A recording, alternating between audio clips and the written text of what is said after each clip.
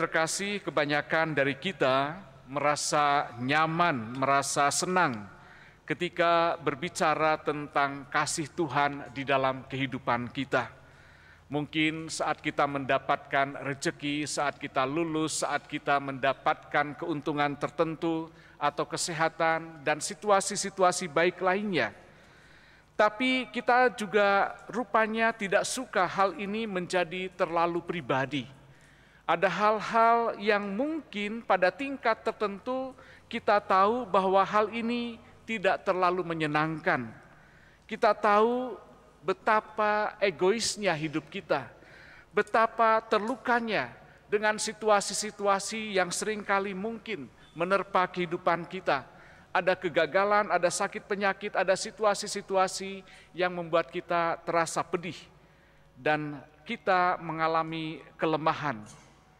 Serta kita juga tidak suka orang lain mungkin melihat kelemahan kita atau penderitaan kita, situasi-situasi sulit yang kita hadapi, karena mungkin di satu sisi kita pun takut orang lain menolak kehadiran kita atau tidak menerima kita. Namun saudari-saudaraku yang terkasih, Yesus membuktikannya tanpa keraguan. Dia tidak memilih untuk dilahirkan di istana emas dan dibaringkan dalam buayan dengan spray sutra dan tirai bludru misalnya. Yesus tidak menuntut apa yang layak diterimanya, karena ia tahu bahwa kita yang adalah orang-orang berdosa mungkin tidak akan bisa untuk memberikan apa yang menjadi layak baginya.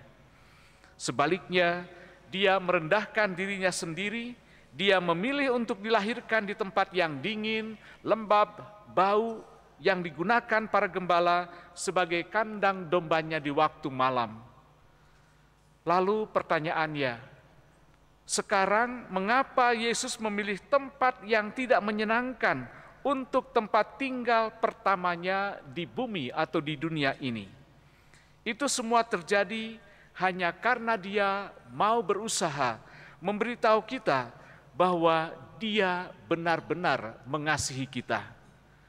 Dan tidak masalah jika jiwa kita berantakan, mungkin tidak ada situasi yang baik, lembab, bau, dan kotor.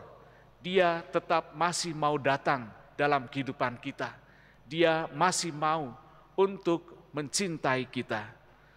Sama seperti dia datang ke dunia dan dengan tenang, lemah lembut, tanpa daya, mempercayakan dirinya dalam pemeliharaan Yosef dan Maria. Demikian pula dia datang ke dalam hidup kita.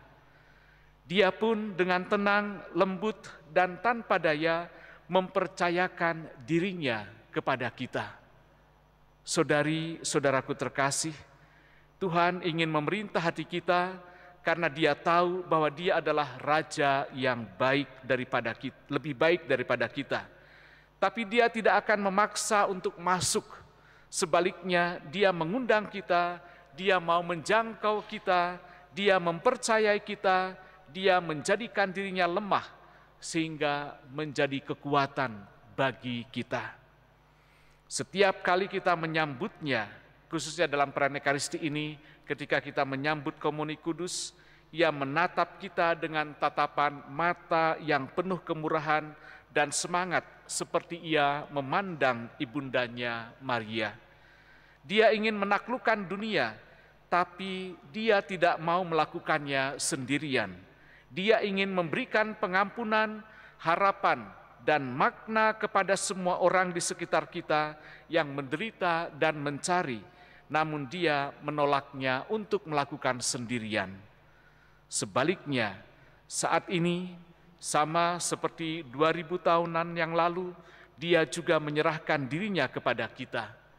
Dia mempercayakan kita tugas untuk melahirkan dia kembali ke dalam dunia, bukan karena hebat, namun karena kita sungguh mau, karena dia sungguh mau berbagi tentang misi yang agung dalam karya keselamatannya.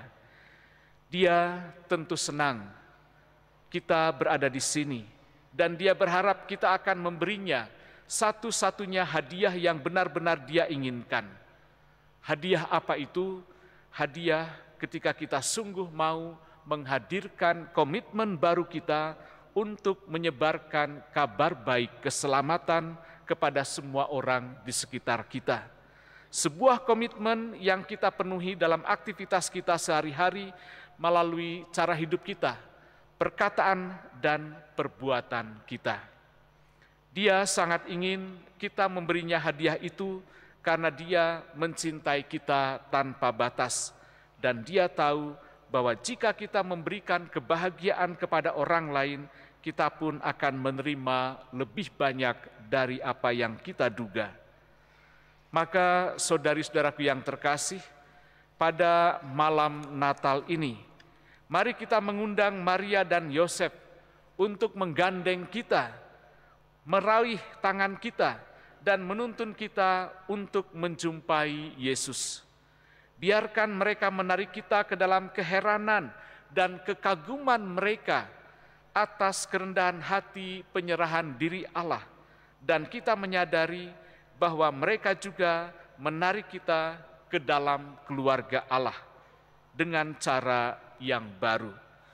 Mari kita berlutut di sisi palungan, keluarga kudus di samping kita. Kita belajar bahwa mencintai, menjadi keluarga berarti kita mau memberikan diri.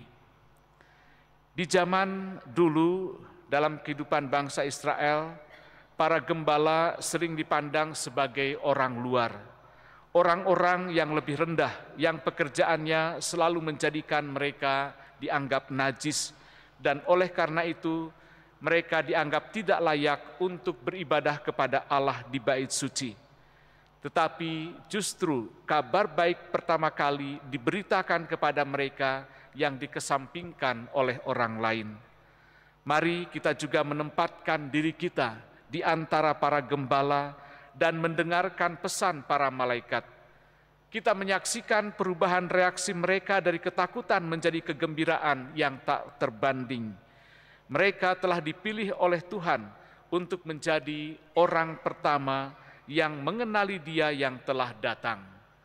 Saudari, mari kita juga belajar dari para gembala untuk menerima Dia dan berlama-lama dalam pujian dengan doa para malaikat.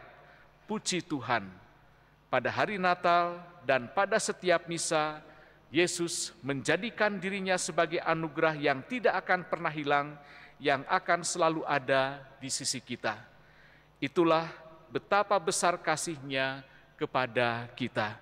Dan Natal ini adalah perwujudan cinta yang tanpa syarat.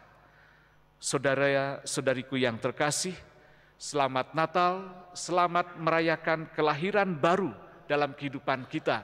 Semoga kita sungguh menjadi pribadi-pribadi yang juga siap untuk turut serta di dalam karya keselamatan Tuhan. Tuhan memberkati.